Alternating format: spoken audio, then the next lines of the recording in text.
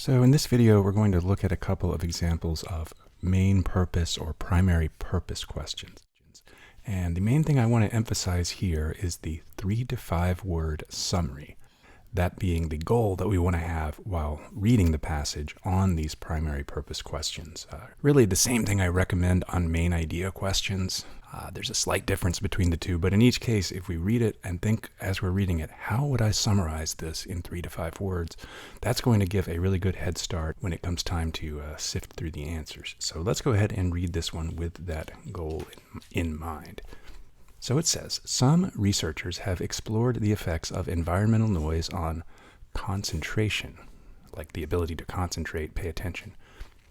But the significance of this effect is often overstated. Okay, so right away we have a little background. Researchers have explored this thing, and then a sort of statement of, opinion, or a statement of at least the narrator's perspective. And that's important to note in these passages. Where is the narrator or the author coming from?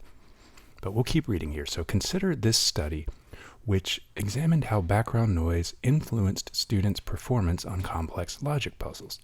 Since high noise levels can be distracting and increase cognitive load, the researchers hypothesized that participants in a noisy room would perform worse than those in a quiet room. However, they ultimately found no significant difference between the two groups' scores. Okay, and so if we look back, we have our sort of general point, this point about the often overstated effects of noise on concentration. And then we have an experiment that illustrates that point. So describe that illustrates, and here I'm going to exceed the 3 to 5 words, but not by much. That illustrates point regarding noise and concentration. Okay, 1, 2, 3, 4, 5, 6, 7, 8. Okay, so I cheated. But the thing is, if you set a goal of 3 to 5 words and you go a little bit over it, it's still not that much. Better to do that than try to summarize it in 10 to 12 words and ending up summarizing it in 15 to 20. It gets too long. At that point, it's not really a helpful summary. Okay, so on to our answer choices.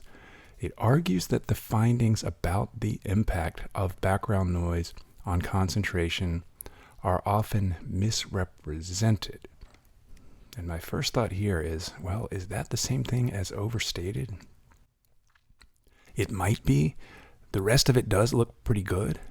So let's just bookmark that one and come back to it. So B, it presents their study to critique the methods and conclusions of prior research. And no, we don't see any discussion of the methods of prior research.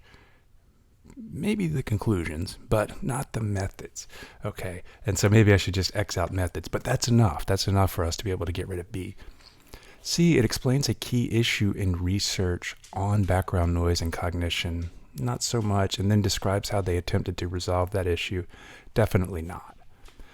And then D, it discusses their study to illustrate why caution is necessary when making claims about the effects of background noise on concentration. And so now we've got our two serious candidates here, A versus D. Which one is better?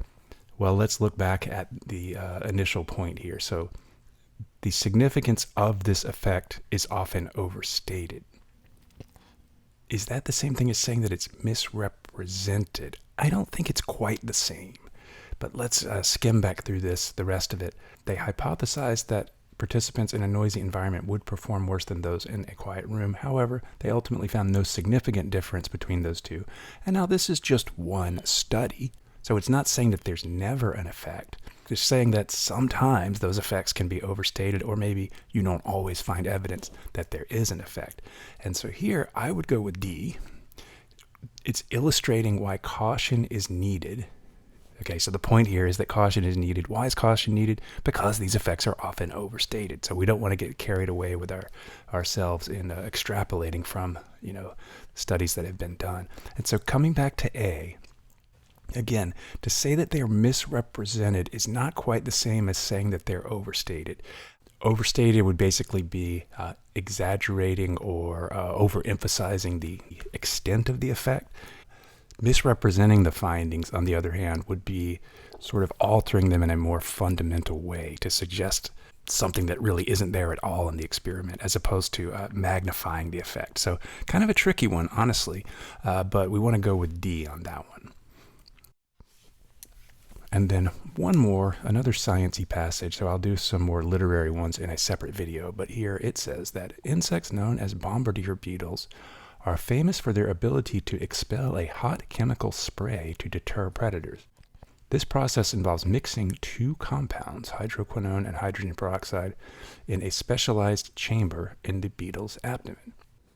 While this mechanism has been extensively documented in adult beetles, entomologist so-and-so and her team recently discovered that the immature larvae of certain bombardier species can also produce a less concentrated but still effective version of the defensive spray.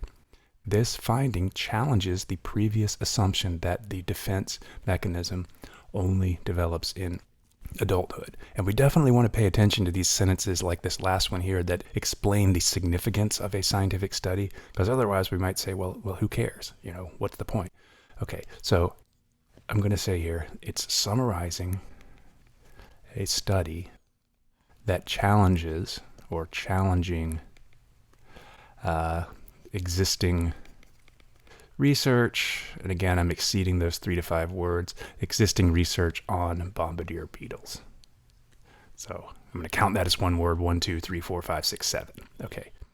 A study challenging existing research on bombardier beetles. So we don't want to get caught up in all the details about the chemicals or even the adult versus immature beetles. We kind of know what we're referring to when we're talking about the research on them, so we don't have to get carried away in writing down a whole long summary. Okay, to the answer choices, they're definitely not describing the ecological benefits. A finding that challenges a prior belief about the developmental timing of a beetle defense mechanism. And so, yes, I purposely don't look at the answer choices before doing these videos. I mean, I do create the questions, but then I let them sit for a while. I create the questions with the help of a certain assistant, and I let them sit for a while so that I'm not biased when doing the summaries. But I think that's a pretty good match. It's not explaining the chemical process. It does say something about the process, but that's just one sentence, and that's definitely something to keep in mind on these purpose questions. If we're talking about the main purpose, that's not the same thing as a passing detail. And then D, more effectively than other insects, it doesn't talk about other insects, and so that's going to bring us back to B.